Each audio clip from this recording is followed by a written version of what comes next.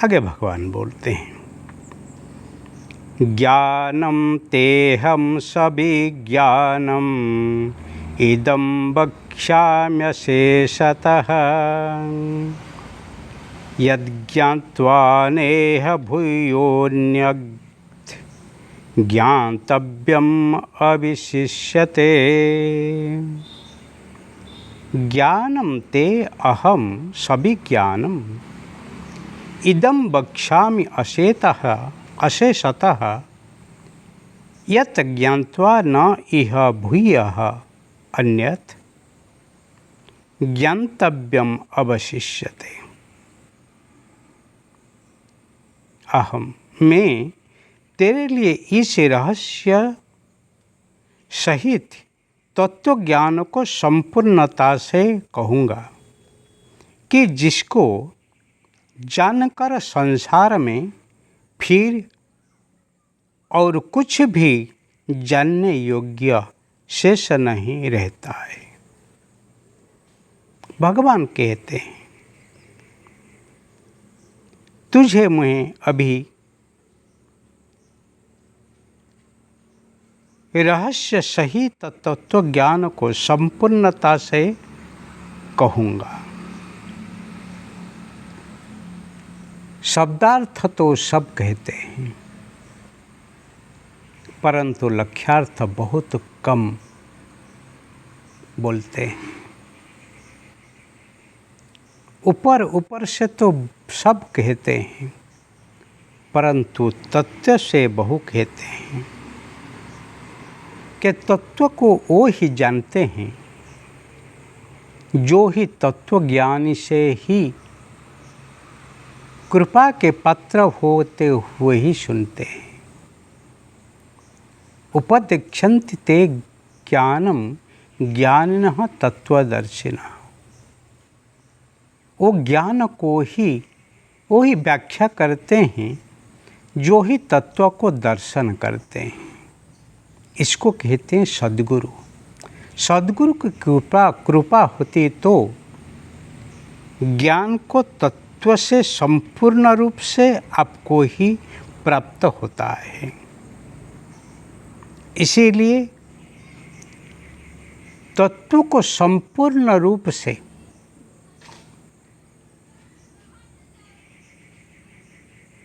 जो ही व्याख्या करते हैं वो व्याख्या अति ज्ञानवर्धक है, परंतु जो ही शब्दार्थ को ही समझाते हैं, जो ही वाणी विलास को ही प्रयोग करते हैं, उसको आप याद रखेंगे तो ठीक है, याद नहीं रखेंगे तो फिर भूल जाओगे, अज्ञानी हो जाओगे।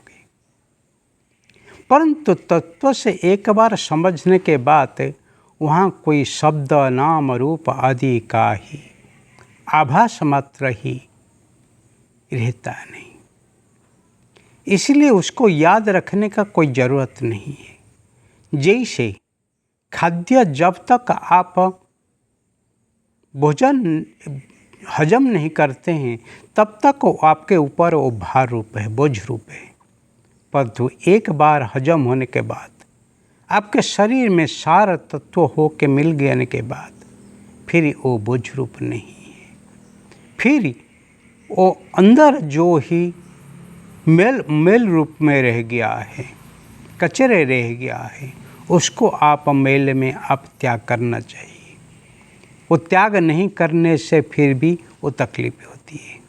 ऐसे ही नाम रूप जगत को माहित को आप याद रखना तब तक जरूर है जब तक तत्व अनुभूति नहीं होती है, परंतु एक बार तत्व अनुभव होने के बाद फिर जगत की माहिती, शब्द का अर्थ वो सब जरूरी है, परंतु एक बार समझने के बाद, जानने के बाद फिर वो कोई ज़रूरी नहीं है। इसे यहाँ पर भगवान स्वयं ही अर्जुन को ही वो सुनने के लिए सुनाने के लिए तैयार हो जाते हैं। यद ज्ञात्वा, जिसको जानकर इसी संसार में फिर भूयः अन्यत ज्ञान तव्यम न अभिशिष्यते, जिसको जानने के बाद और कुछ जानने की जरूरत नहीं है। जब तक आप लक्ष्य स्थल में नहीं पहुंचते हैं तब भिन्न भिन्न माध्यम, साधना माध्यम से आप ही आगे बढ़ते हैं, परंतु एक बार लक्ष्य स्थान में पहुंच जाने के बाद कोई साधन की जरूरत नहीं है। इसीलिए परम समाधि, परम स्थिति में पहुंचने के बाद कोई साधना की जरूरत नहीं है, कोई प्रयत्न की जरूरत नहीं है।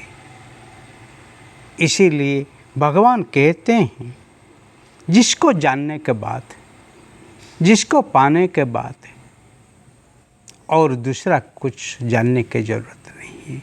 यद ज्ञात्वा नाम अन्य ज्ञानतम भवति, अन्य ज्ञानतम विविष्यते, जिसको जानने के बाद अन्य कुछ जानने का जरूरत नहीं। यत ज्ञात्वा सर्वम विज्ञानतम भवति, जिसको जानने के बाद सब ही जान लिया है और कुछ बाकी नहीं रह गया है। इसीलिए सार को जानने का जरूरत है, और जो असार है उसको तब तक ही जरूरी है जब तक आप सार तक पहुँच नहीं है। जब सार आप जान लिए हैं, फिर इसी संसार असार को, इसी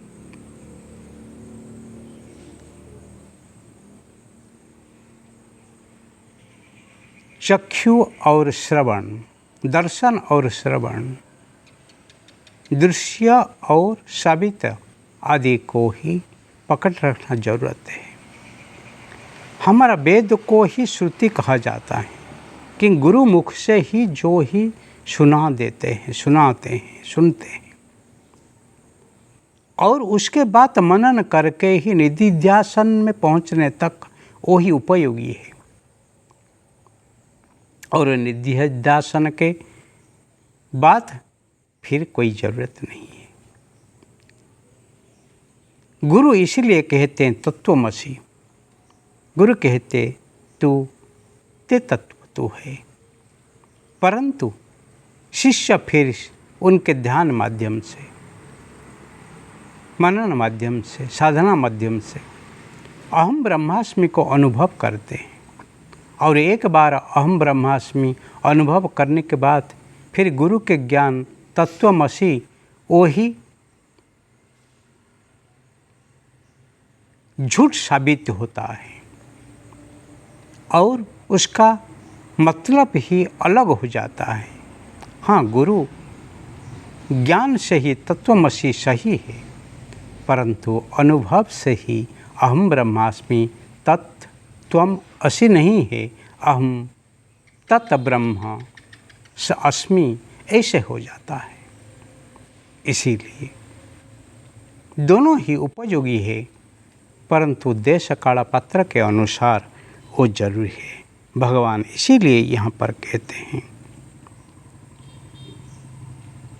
यह भूय अन्यत्र ज्ञातव्यम न अवशिष्यते, जिसको जानने के बाद और दूसरा कुछ जानने की ज़रूरत नहीं है। इसीलिए भगवान क्या कहते हैं, फिर देखते हैं।